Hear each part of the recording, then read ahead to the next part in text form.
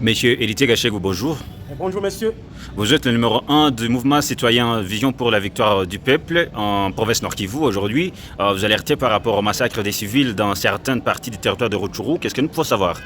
Oui, merci pour la présentation. Je suis évidemment activiste au sein du mouvement citoyen La Vision pour la victoire du peuple, mais aussi aujourd'hui je suis le porte-parole du collectif des victimes de l'agression rwandaise 1-23 RDF.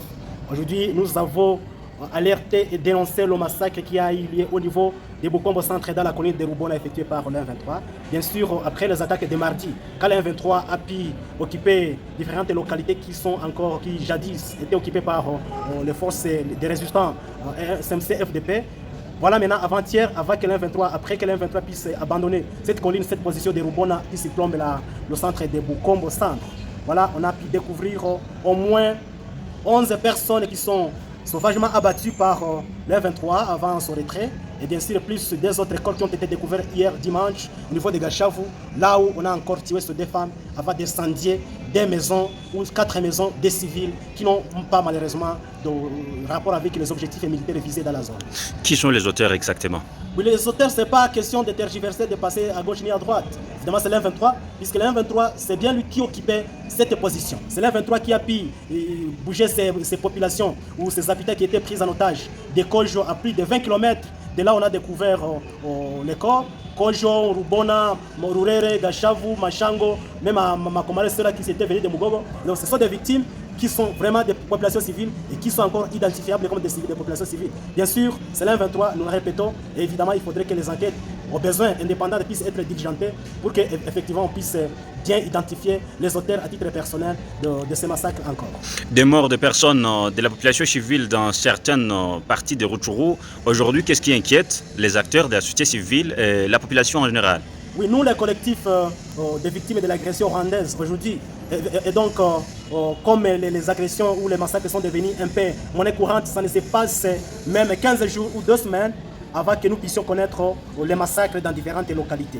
Je rappelle que la nuit du 4 juillet 2023, à Bungushu, dans le groupement de Tongo, il y a eu un massacre. Dans le début du mois de mai, il y a eu un massacre au niveau de Kisimba dans le groupement de Bishusha. Et donc, les auteurs sont les mêmes.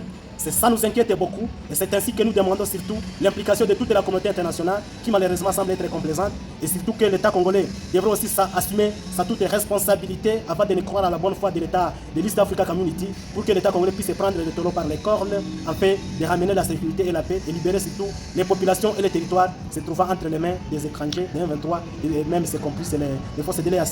Dans plusieurs interventions, le rebelle du M23 via son porte-parole militaire a toujours nié a démenti tout ce qui est reproché à son égard. Aujourd'hui, vous pensez que ces enquêtes que vous sollicitez à la communauté internationale pourront juste aboutir à des bons résultats?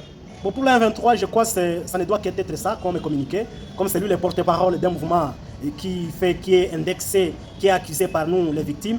Et donc, nous n'avons pas directement une idée contre la 23 parce que ils sont venus nous agresser l'État congolais. Mais le problème est que comme ils ont des agendas, ils sont des belligérants et conflits, plutôt partie prenante à ces conflits armés contre la FRDC. Évidemment, les M23, nous les dénonçons et nous condamnons sa façon de faire parce qu'ils s'attaquent surtout sur les massacres des civils. Parce que les civils qui n'ont rien d'objectif militaire, les habitations qui n'ont rien rapport avec les objectifs militaires, qui sont malheureusement attaqués. Et donc, cette façon de faire, c'est vraiment condamnable par nous, les collectifs des victimes. Et donc, nous les disons et nous plairons parce que nous souffrons. Nous ne sommes pas en train de faire la musique ni la comédie. Il y a effectivement le massacre. Quelle doit être la position de la population qui reste toujours dans ces zones sous occupation du M23 à ce moment des massacres? Les populations sont entièrement et totalement déçues parce que ni de la part de l'État congolais, le gouvernement de Kinshasa tarde de prendre les décisions idoines pour ramener la sécurité. Voilà, les gens sont en souffrance aiguë dans les cas de déplacement au niveau de Roussayo, Boulengo, Kanyaruchini, ainsi de suite.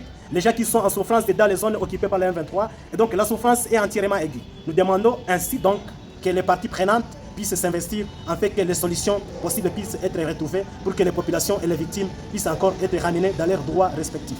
Héritier Gachegou, vous êtes numéro 1, responsable du mouvement citoyen Vision pour la victoire du peuple ici en province Nord Kivu. Disons merci d'avoir répondu à nos questions. Merci, messieurs les journalistes.